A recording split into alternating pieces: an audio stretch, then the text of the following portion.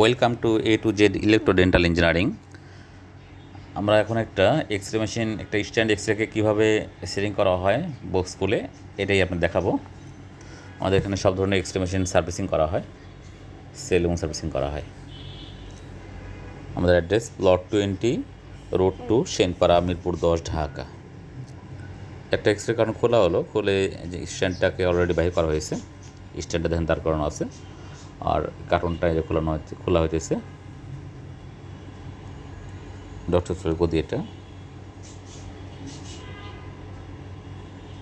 আমাদের এখানে আসার জন্য মিরপুর 10 নম্বর গোলচক্কর থেকে জাস্ট 30 সেকেন্ড হাঁটতে হবে পূর্ব দিকে, অর্থাৎ ডেন্টাল কলেজের দিকে। গোলচক্কর থেকে জাস্ট 30 সেকেন্ড হেঁটে ওয়ালটাউন শোরুম পাওয়া যাবে। ওয়ালটাউন শোরুমের বিল্ডিংয়ের ঠিক পিছনে রোডেই, পিছনে আমাদের অফিস। ওয়ালটাউন শোরুমের ঠিক পিছনে আমাদের অফিস। আচ্ছা, এই কার্টুনটা খুলতে হবে। এর মধ্যে আছে এক্সরের হেডের আর্ম আছে। কার্টুনটা খোলার সময় একটু হাত দিয়ে চেটা ধরে নিয়ে খুলতে হবে, যাতে চাকুর আঘাত ভিতরে থাকা আর্মের বা অন্য যন্ত্রপাতিতে টাচ না করে, তাহলে ওখানকার রং চটে যাবে বা ইয়ে হয়ে যাবে। অর্থাৎ হ্যাঁ, চেতা ধরা আছে। দেখেন কার্টুনটা চেতা ধরে খোলা হইতেছে। কথা ক্র্যাচ না পড়ে সাবধানের সাথে চাকুটা ইউজ করতে হবে। এখানকার এই ইনস্ট্রুমেন্টগুলো খুব সাবধানের সাথে নড়াচড়া করতে হবে। একটার সাথে একটা ঘর্ষণ খেলেই রং চটে যাবে বা ক্র্যাচ পড়বে। চাকুটা খুব সাবধানের সাথে ইউজ করতে হবে। আমাদের এখানে সব ধরনের ডেন্টাল এক্সরে সেল এবং সার্ভিস করা হয়। এক্সরে যত ক্রিটিক্যাল প্রবলেম হোক না কেন, আমরা চেষ্টা করি সার্ভিস করার জন্য। আমাদের address plot 20, road 2, Senpara, Mirpur 10, Dhaka.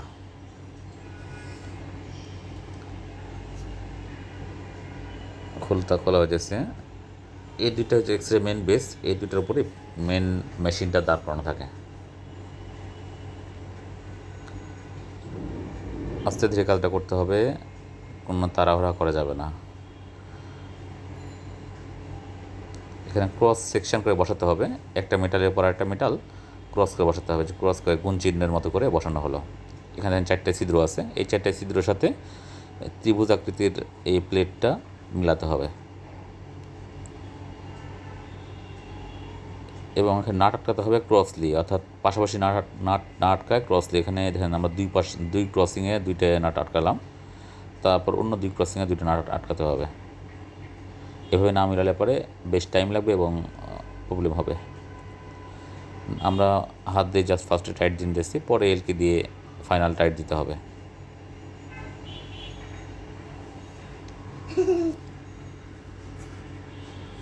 X-ray সেটিংয়ের কাজ চলতেছে। স্ট্যান্ডটা এবং এখন এই ত্রিভুজাকৃতির মেটালের উপর বসানো হবে। এটা পলিথিন সারা নিতেছি। এখানে আরও সামনে বসাও, আরও সামনে সরা দিতে হবে। সামনের সাইডে, হ্যাঁ রাইট, এখানে বসাও। ঘুরায় নাও মেশিনটা একটু। ওকে, হ্যাঁ মোটামুটি মিলছে। নাটটা মিলাই নিতে হবে। 4টে ছিদ্রই মিলল কিনা দেখে নিয়ে তবেই নাট আটকাতে হবে। এটাকে ভালোভাবে টাইট দিয়ে আটকাতে হবে। এই স্ট্যান্ডের নিচের পিছন সাইডে মেন লাইনের পোর্ট আছে এবং সাথে আর্থিংয়ের ওয়্যারটাও আছে। আর্থিংয়ের কানেক্টরটাও এখানে আছে।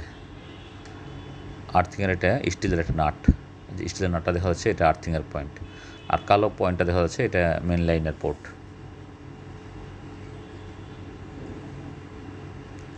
এবার এই আর্মটা, মেন আর্মটা স্ট্যান্ডের উপর বসাতে হবে। তারটা সহ স্ট্যান্ডের উপর আস্তে করে বসাতে হবে। সাবধানে নড়াচড়া করতে হবে যাতে কোথাও কোনো কিছু বেঁধে রং চটে না যায়।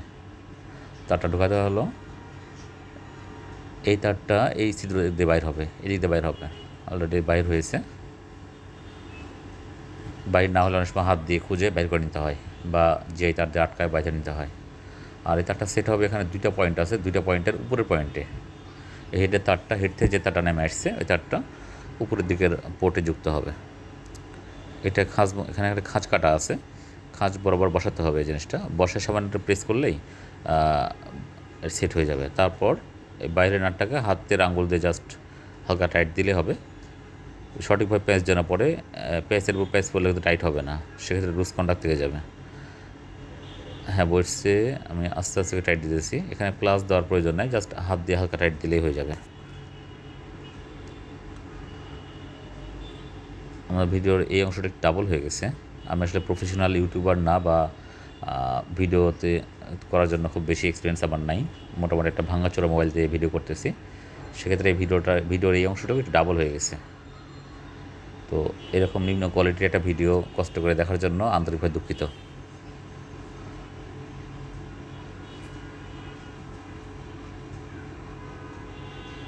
কষ্ট করে ভিডিও যেটা দেখতেছেন আপনারা, সুন্দর কোয়ালিটি না ভিডিওটা,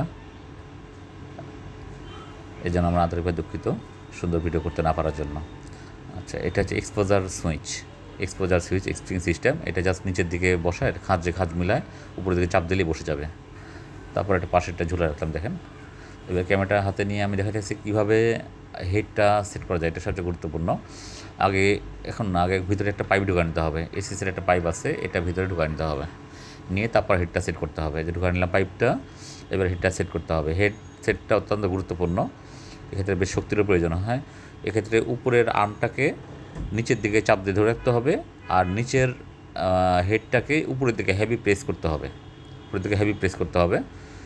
হেভি প্রেস না করলে খাঁজ মতন বসবে না, খাঁজ মিলবে না।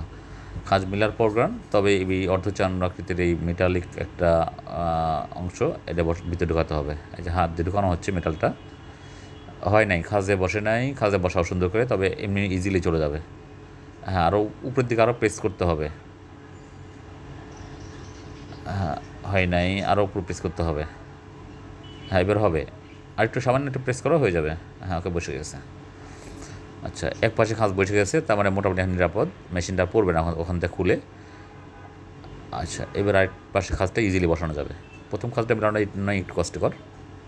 এবার উপরের এসএস পাইপটাকে নিচে নামাতে হবে, নামায় এখানে একটা ছোট্ট নাট আটকানোর ব্যবস্থা আছে, নাটটা সেটিং করতে হবে। নাটটা মিলিমিটার প্যাচের নাট, সেক্ষেত্রে ছিদ্র মতো মিলাই নিয়ে নাটটা এমনভাবে বসাতে হবে যাতে নাটটা হাত থেকে পরে হারিয়ে না যায়, বা কোনো মিসিং না হয়। এই নাটটা খুঁজে পাওয়া মুশকিল হবে, বা এখানে অন্য কোনো নাটও সেট হবে না। এই যে ছোট্ট নাটটা ছিদ্রের মধ্যে বসানো হচ্ছে। আমাদের কাছে ডেন্টালের সকল ইনস্ট্রুমেন্ট, ম্যাটেরিয়ালস সবই পাওয়া যায়। আমাদের বিজনেস শুরু 2006 সাল থেকে, ঠিকানাবিহীন কোনো প্রতিষ্ঠান না। আজকাল অনেক প্রতিষ্ঠান আছে যার কোনো ঠিকানা নাই, শুধু নাম আছে কিন্তু কোনো ঠিকানা নাই, কোনো ট্রেড লাইসেন্স নাই, ইম্পোর্ট এক্সপোর্ট লাইসেন্স নাই, ব্যবসা করতেছে দিব্যি। যাই হোক, আমাদের একটা অনেক পুরাতন প্রতিষ্ঠান। এক্সরের টিউবটাকে সেট করা হচ্ছে, টিউবের মাথায় নলটা সেট করা হলো। এটা খুব বেশি টাইট দেওয়া যাবে না, হালকা আটকা রাখতে হবে। বেশি টাইট দিলে ভিতরে তেলটা পাঞ্চার হবে। ভিতরে এক্সরে মেশিনের হেডের মধ্যে তো অনেক ট্রান্সফরমার অয়েল থাকে, এক ধরনের অয়েল থাকে, ওই অয়েলটা বাইর হয়ে যাবে যদি এটা বেশি চাপ দেওয়া হয়। এই জন্য বেশি চাপ দেওয়া যাবে না। আচ্ছা, আর মেন লাইনটা লাগানো হয়েছে পোর্টে। এই যে মেন লাইনটা সেট করা হলো। আর্থিংয়ের তারটা এই যে রিমোটের পাশে পড়ে রয়েছে, রিমোটের সাথে ব্যাটারি সেট করা থাকে না, পরে সেট করে নিতে হয়। মেন লাইনটা অলরেডি জোহা লাইনটা দিল, লাইনটা দেওয়া হয়েছে, রিমোটটা হাতে নিল সে রিমোটে ব্যাটারি লাগানোর জন্য। আর মেন সুইচটা অন করলাম, দেখলাম হ্যাঁ মেশিনে লাইন আসে। ওকে, এবার রিমোটের ব্যাটারি পরানো হচ্ছে। আর এখানে পেশেন্ট টুল, এক্সরে পেশেন্ট টুলটা এখানে এই 4টে ছিদ্রে বসবে। টুলের হাইড্রোলিক পার্টটা এখানে ছিদ্র মিলাই নিতে হবে, ছিদ্র ম্যাচিং করে নিয়ে তবে এই সেট করতে হবে। ফার্স্টে একটা নাট লাগাও আপাতত, তাহলে চলবে। ছিদ্র মিলাই নিয়ে একটা নাট লাগাও। হ্যাঁ, সেট হয়ে গেলো, এটা সেট হচ্ছে এটা। এবার রিমোটটা চাপ দিয়ে দেখা হচ্ছে যে রিমোট কাজ করে কিনা। লাইট জ্বললো, তার মানে রিমোটের ব্যাটারি ঠিকভাবে বসানো হয়েছে। রিমোটের ব্যাটারি সাধারণ টিভির ব্যাটারির মতনই, ছোটো সাইজের ব্যাটারি, সেট করা খুব ইজি। একটা এক্সরে সেটিং করার জন্য টেকনিশিয়ানকে 2-3 হাজার টাকা দিতে হয়, এছাড়া আপ ডাউন গাড়ি ভাড়া দিতে হয়। সেক্ষেত্রে এই ভিডিওটা দেখলে পরে আপনার প্রবলেমটা ইজি হয়ে যাবে, নিজেই সেটিং করতে পারবেন। মেন লাইনটা অন করা হলো, অন করে আবার দেখানো হচ্ছে এখানে চাইল্ড মোড, উপরে যে চাপ দিলাম চাইল্ড মোডলে 100 আসছে। এটা অ্যাডাল্ট মোডও আছে। চাইল্ড মোডের 4.5-এ 63 আসছে, অর্থাৎ যে বাটনে চাপ দেওয়া হবে সেই বাটনে রিডিং শো করবে এখানে। আর রেডিয়েশনটা কী পরিমাণে দেবেন এটা নির্ধারণ করে নিতে হবে, পেশেন্টের উপর ডিপেন্ড করবে। এটা আরপিজির জন্য, এখানে মনিটরের একটা ছোট্ট সিম্বল আছে, কম্পিউটারের সিম্বল, এটা আরপিজির জন্য এই অংশটা। আর এটা অ্যাডাল্ট পার্সনের জন্য, অ্যাডাল্টের জন্য এটা, অ্যাডাল্টের 6, 7, 8 দাঁতের জন্য এটা। এটা ইন্টিরিয়র ক্যানাইনের জন্য, এটা 32টা অ্যাডাল্টের ইন্টিরিয়রের জন্য।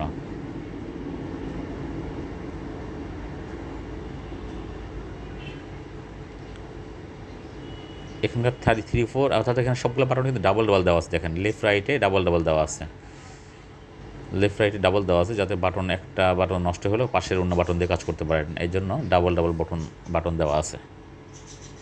এছাড়া উপরে তীর চিহ্ন দেওয়া আছে, তীর চিহ্নের মাধ্যমে ইনক্রিজ এবং ডিক্রিজ করা যাবে, অর্থাৎ এটাকে রেডিয়েশনটাকে কমানো বা বাড়ানো যাবে।